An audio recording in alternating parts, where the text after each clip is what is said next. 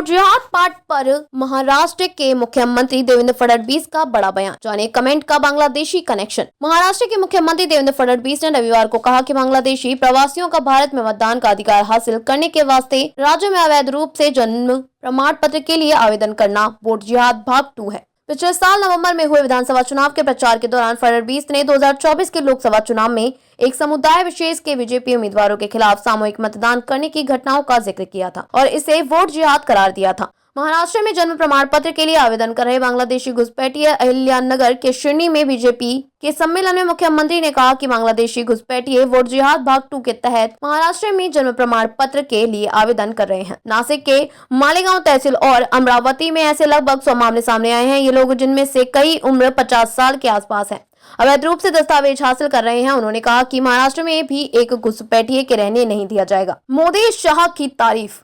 फडणवीस ने कहा कि उनकी सरकार जाति और संप्रदाय का आधारित विभाजन पैदा करने की कोशिश करने वाले अराजकतावादी ताकतों से निपटने के लिए प्रतिबद्ध है। उन्होंने लोगों से सतर्क रहने और यह सुनिश्चित करने को आग्रह किया कि यह सब संकल्प मजबूत हो। विधानसभा चुनाव में भारतीय जनता पार्टी भाजपा के शानदार प्रदर्शन का जिक्र करते हुए मुख्यमंत्री ने लोकसभा चुनाव में मिले झटके के बाद पार्टी कार्यकर्ताओं का मार्गदर्शन करने और उनका आत्मविश्वास बढ़ाने के लिए प्रधानमंत्री नरेंद्र मोदी और केंद्रीय गृह मंत्री अमित शाह की तारीफ। बीजेपी का 79% का स्ट्राइक रेट। फडणवीस ने कहा कि महाराष्ट्र में पिछले 30 सालों में बीजेपी एकमात्र ऐसी पार्टी है जिसने लगातार 3 चुनावों 2014, 2019, 2024 में 100 सीट का आंकड़ा पार किया। प्रधानमंत्री मोदी के नेतृत्व में हमने आत्मविश्वास जगाया कि बीजेपी को 79% की स्ट्राइक रेट के साथ 132 सीट हासिल हुई। कौरवों पर पांडवों की जीत किसने सुनिश्चित की, इसके बारे में महाभारत का एक उपाख्यान सुनाते हुए फडणवीस ने कहा कि विधानसभा चुनाव में बीजेपी शानदार जीत में पार्टी कार्यकर्ता केशव थे और मोदी माधव। केशव और माधव भगवान कृष्ण के नाम है।